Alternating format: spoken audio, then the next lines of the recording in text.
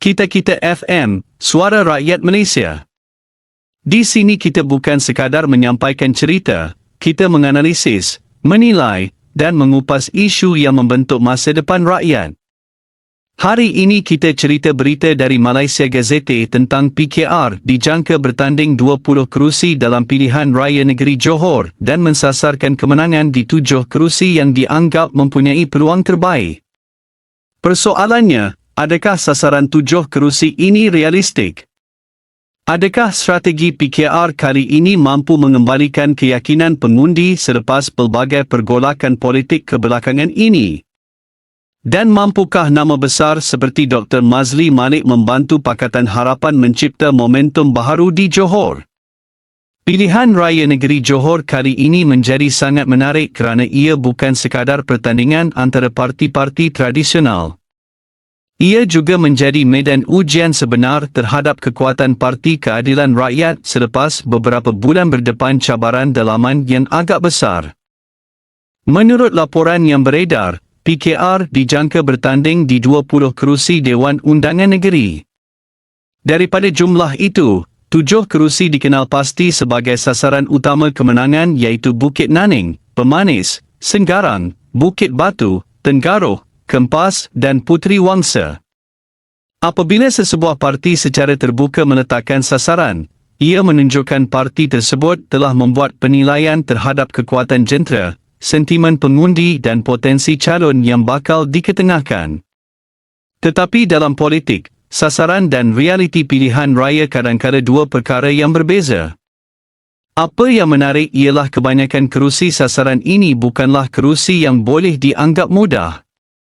Sebahagiannya mempunyai sejarah persaingan yang sengit, manakala sebahagian lagi terdedah kepada perubahan sokongan pengundi bergantung kepada isu semasa.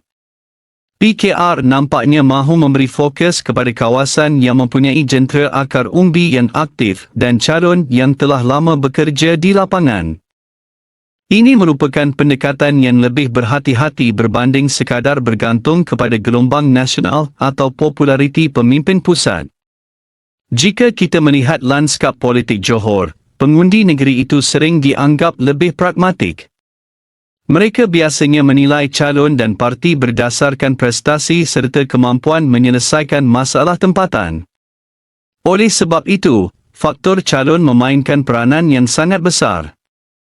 Antara nama yang mula disebut ialah Faizuddin Puat yang dijangka diturunkan di Kempas. Sebagai Ketua Angkatan Muda Keadilan Johor, beliau dilihat mewakili generasi pemimpin muda yang aktif dalam gerak kerja parti.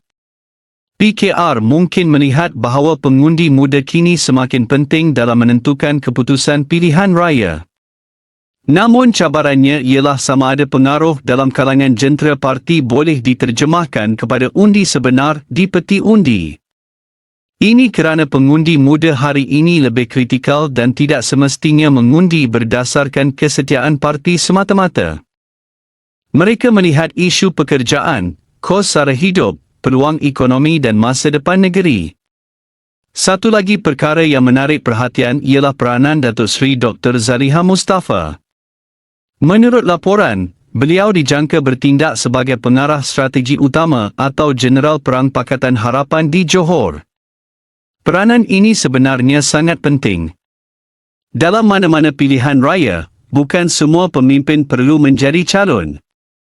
Ada kalanya tugas menyusun strategi, menyelaraskan jentera dan memastikan kempen berjalan lancar lebih penting daripada bertanding sendiri. Jika benar Dr. Zaliha memilih untuk tidak bertanding dan memberi fokus kepada pengurusan kempen, ia menunjukkan bahawa Pakatan Harapan mahu memastikan seluruh jentera bergerak secara tersusun. Namun tumpuan terbesar sudah tentu terarah kepada Puteri Wangsa. Mengapa? Kerana nama Dr. Mazli Malik disebut bakal bertanding di sana.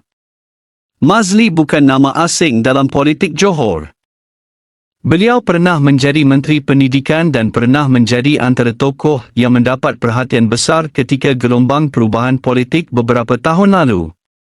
Walaupun perjalanan politik beliau mempunyai pasang surut, tidak dapat dinafikan bahawa beliau masih mempunyai pengaruh tersendiri. Kehadiran Mazli boleh memberikan beberapa kelebihan kepada PKR.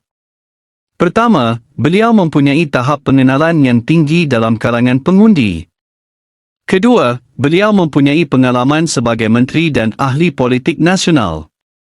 Ketiga, beliau mampu menarik perhatian media dan meningkatkan keterlihatan kempen di kawasan yang ditandingi.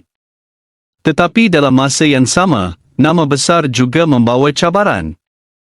Lawan pasti akan meneliti rekod dan prestasi lalu.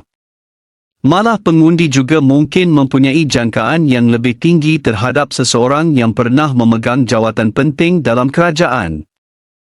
Sebab itu Puteri Wangsa dijangka menjadi salah satu medan pertandingan yang paling diperhatikan sepanjang kempen nanti. Satu lagi aspek yang perlu diberi perhatian ialah pembahagian kerusi dalam Pakatan Harapan. PKR bertanding 20 kerusi. Amanah bertanding 19 kerusi. Democratic Action Party atau DAP pula bertanding 17 kerusi. Secara keseluruhannya, gabungan ini melengkapkan semua 56 kerusi Dewan Undangan Negeri Johor.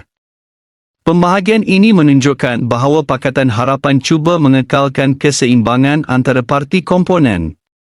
Namun persoalannya ialah sejauh mana penyokong setiap parti benar-benar dapat bekerja sebagai satu pasukan. Dalam pilihan raya, kemenangan bukan hanya bergantung kepada calon atau manifesto.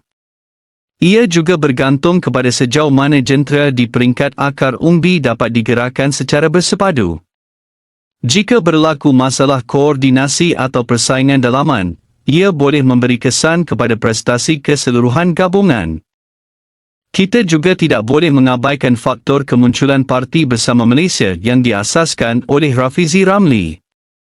Walaupun parti itu masih baharu, kehadirannya berpotensi mempengaruhi sebahagian pengundi yang sebelum ini menyokong PKR. Persoalan besar ialah berapa ramai penyokong tradisional PKR yang akan kekal bersama parti dan berapa ramai yang mungkin memilih alternatif baharu. Inilah antara faktor yang menjadikan sasaran 7 kerusi itu menarik untuk dianalisis. Jika PKR berjaya mencapai sasaran tersebut, ia boleh dianggap sebagai petanda bahawa parti itu masih mempunyai asas sokongan yang kukuh walaupun berdepan cabaran dalaman.